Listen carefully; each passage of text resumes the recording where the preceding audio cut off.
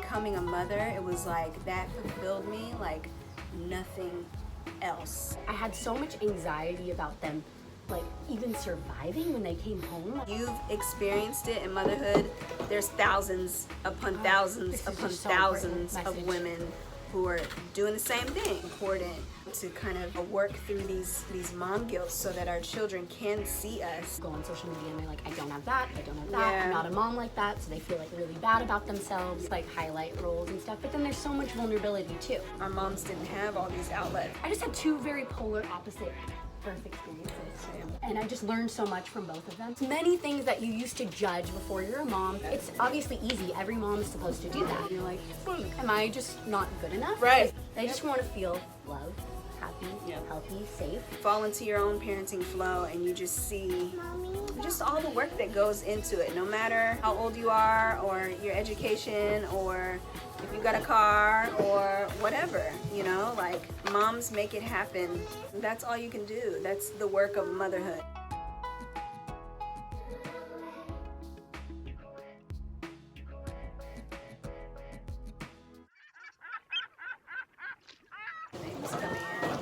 Oh yeah, you don't have it yet? We do, but we're trying to decide on the middle name.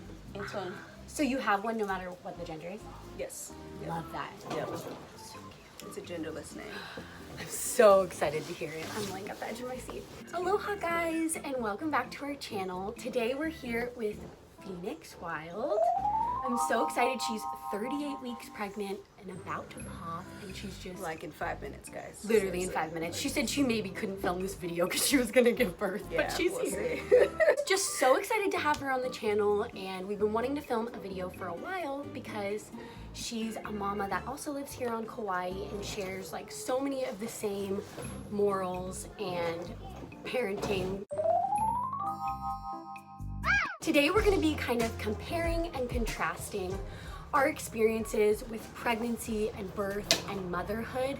We are different ages. I became a parent at 17 years old, and Phoenix was a little bit older and more experienced and had more knowledge about life at the time. So we just wanted to sit down, really see where our lines cross with motherhood and parenting and where we have some differences. Just to, you know, stump the myth that you have to be a certain age or have certain things going on. Just bringing it all back to motherhood being extremely universal. Exactly. We're gonna film part 1 on my channel, and then part 2 will be over on Phoenix's channel, which I'll be leaving in the description box. So make sure to check it out after you watch this one. Okay, so first we're gonna be talking about when we found out we were pregnant.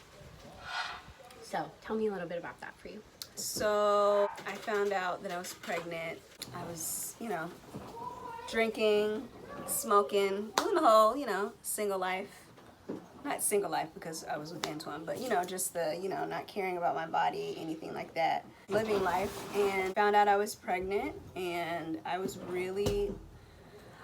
upset because I knew that we wanted a baby. As soon as I met Antoine, we knew we were gonna have kids, but I was upset because of the unknown. Like, it was just like, dang, like I'm pregnant, you know, like what does it mean? You know, there's no guidelines for when you find out, you know, it's just like, okay. Did feel like pieces of myself were gonna be lost forever. You know, I kind of just felt all the stereotypical pressures of finding out that you're pregnant when you're not married just kind of fall down on me. And and then I told my parents. I gave them a card and said, or a book, I don't even really remember because it was really like kind of traumatic for me because they were not happy. They were like just kind of melancholy and like, well, here she goes again kind of thing. And mind you guys, I was 25, so grown, had my own place, had a job, you know, was in a relationship, and they were just like, well, we hope you're better parents than us. That's what my mom told me. Wow. She said, I hope you're a better mother than me. And it was just kind of one of those like Which you're the best mom ever, so that's just interesting your mom said that. Yeah, it's a lot of trauma and working through stuff with my mom still, you know.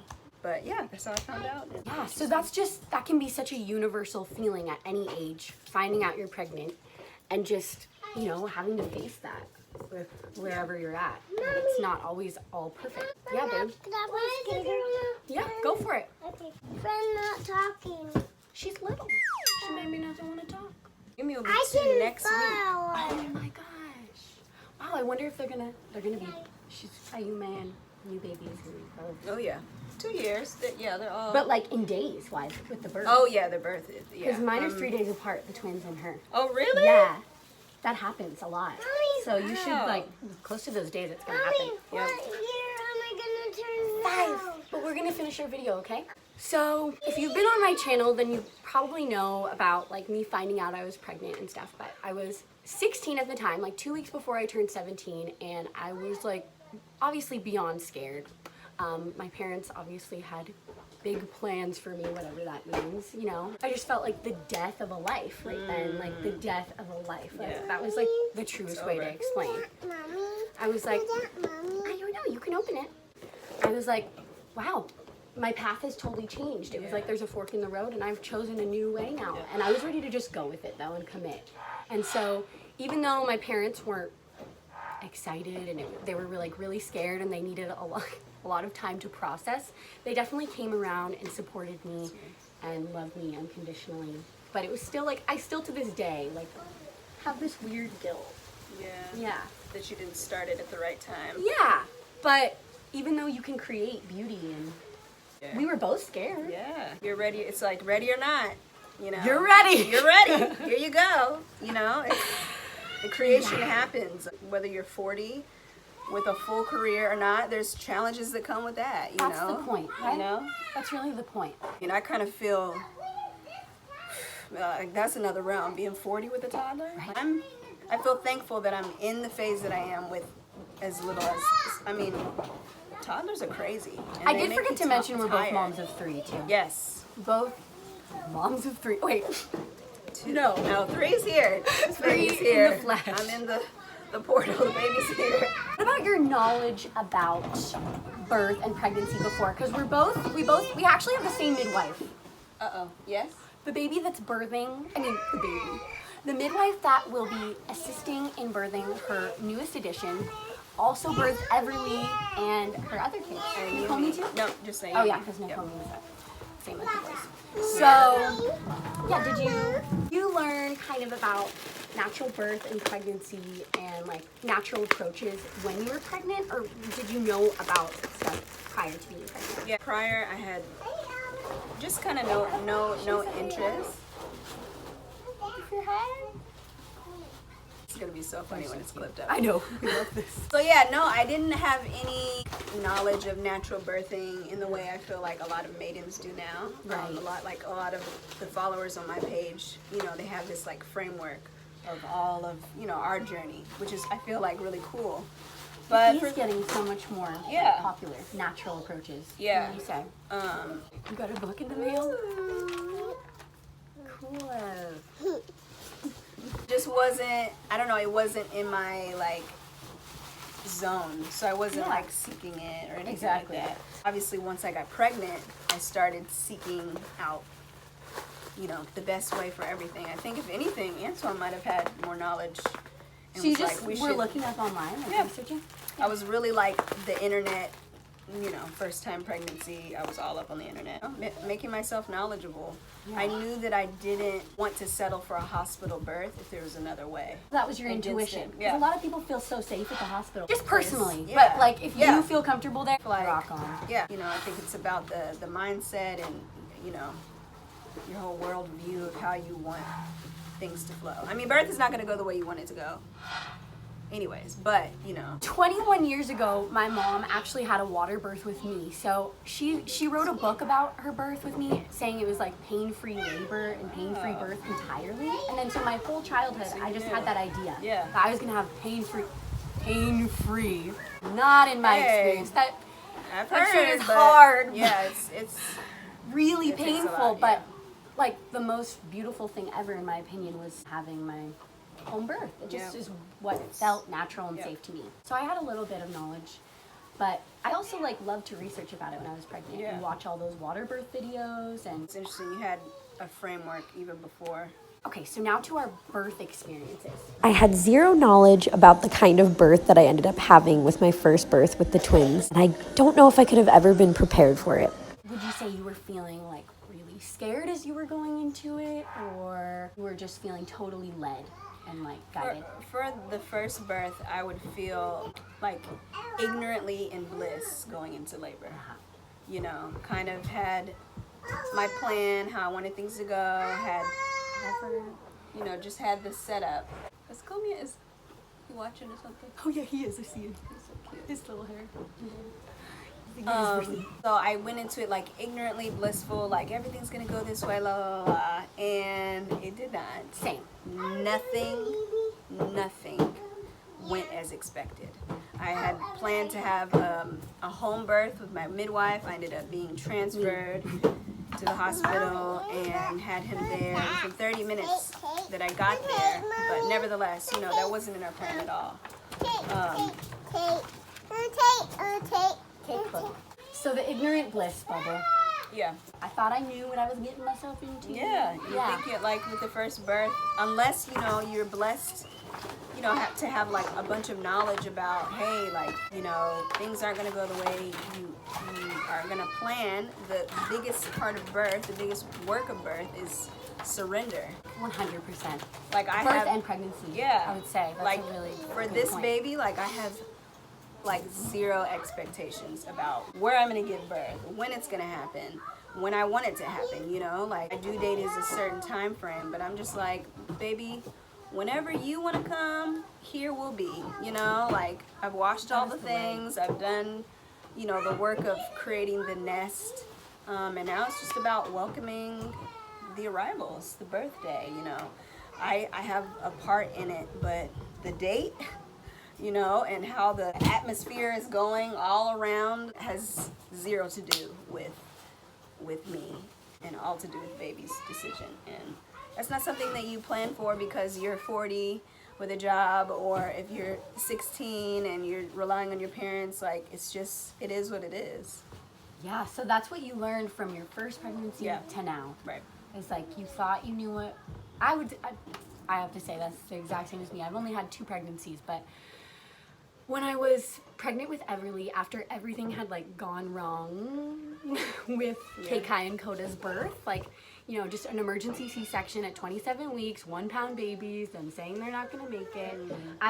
Going into her pregnancy, all I wanted was it for it to be a little bit normal. Yeah. Like, that was all I wanted. But I still didn't think so. I was like, I'm high risk, like, but I was pushing for my home birth. You know, if it was gonna line up like that and be healthy and the best decision. But I just had 2 very polar opposite birth experiences. And I just learned so much from both of them. Even the one that was so not ideal, I still learned more than, like, so much. I learned so much about life. But it's just learning from, you know, trial and error. And you could never be prepared for those experiences. You don't expect for people to treat you like that when you're giving birth to a baby. This was one of our topics last time, was how we were treated. Oh my God, yeah. If it was different, Because we both had a hospital birth and then a home birth. In the hospital births, we had a lot of similarities that I wouldn't have expected. Because I really thought that the reason that I was being treated a certain way and being talked down to by like doctors and hospital staff was because purely of my age. I thought, like, I'm 17, I just had these premature babies, they think I'm so stupid. Like, they don't think anything of me that's like very good. But then you had we had a same experience where it just is like, we're just a number, you know, the doctor who was, you know, there to catch the baby was like so bored out of his mind. Sorry to bore you, doctor. I was pushing for maybe like 20 minutes, there's 25 people in the room, and he's just like, this baby's not coming, I'll come back in a bit. I'm like, oh no, but it was fine because once he took his attention off of me, I was able to like, focus, do my thing, and then I pushed Nakomi right out. But it was just like don't let me know you don't care. Like come on. My partner was there, you know, my family was there. They had no reason to judge you or speak down or anything. So that gave me some comfort to know that I wasn't maybe being targeted by the hospital staff because of my age, even though that can happen. It's a common thing for them to just, you know, it's what they do every day, and they may not treat you as special as you want to be. I feel like it's like a certain class of people who go to the hospital get treated a certain way because of money. I feel like Kardashians and the celebrities that I see their births, like everybody's so nice to them. Yeah. I feel like I understand why people would want a hospital birth based on seeing these celebrity births in the hospital because they are treated so kindly. Would you say you felt in power though, speaking what you wanted at the hospital? No, I feel like we kept saying our desires. Oh, you did, but you didn't like let them say something and then agree to it. You always spoke No, what you wanted. yeah. There's tons of people that let people just direct them. Yeah, we felt disempowered, but we both felt like I felt powerful. Like I still wanted to express what I wanted and needed. I didn't just go along with whatever they said. But obviously, I was in a different situation because they were only 1 pound and I couldn't really. Okay, So after all of that, there was our postpartum journey, and how would you describe your postpartum journey? Postpartum with Naomi was really, I was overwhelmed with love that I didn't know was gonna happen when I had children. So I feel like I was deep in kind of like the baby blues, not really depression, but just kind of like, man, this really was everything that I was looking for all my life in terms of like love and acceptance and That's interesting how you say that you associate the blues with this like epiphany about this being everything you ever needed. Yeah, because that's kind of interesting. I just had a tough time growing up. I dealt with depression and anxiety. I feel like pretty much mostly all of my childhood, just feeling like the black sheep of my family. You know, I didn't really feel like anything I could do would please my family, and you know, even me getting pregnant and having a baby, it wasn't really that impressive to them, you know. But it was like having my son and becoming a mother, it was like that fulfilled me like nothing else ever did. And I was just like, there's nothing like the love of like your child. Like there's just, I know people who don't have children are just like, oh, that seems nice, but it's like, it's so real. Coming up on part 2 of this video. Death of my life that I was gonna have before I had kids.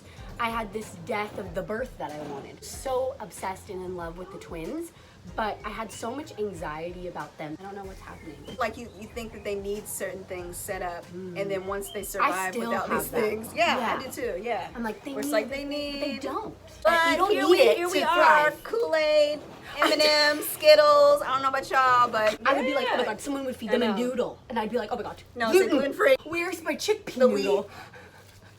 You know, and they'll be okay. They're okay.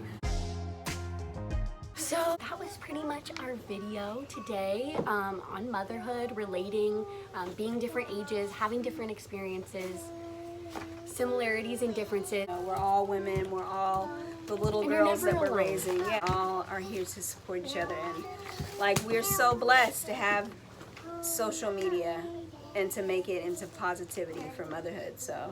Just a quick disclaimer that this video is not to promote unplanned pregnancy, but rather to encourage and support mothers. Universal motherhood, we're in this together. We face a lot of the same challenges. You're never alone. Thank you guys so much for watching. Thank you so much for being on my channel. I'm gonna go give birth now. You're gonna go give birth now. But seriously, guys, I think y'all think this is a joke. No, this is like because it's like baby number 3. I'm Go like, watch I her have bump things to dates. do. Go watch her bump dates. Yes. She's been doing one every week. Yeah. Leading up to the birth of her babe. And then are you gonna film the birth? I am. Working on it now. So we're doing the whole vlog thing, so. Yes. Let us know if you want to see more videos from us. Don't forget to give this video a thumbs up and subscribe to our channel for more. Bye guys.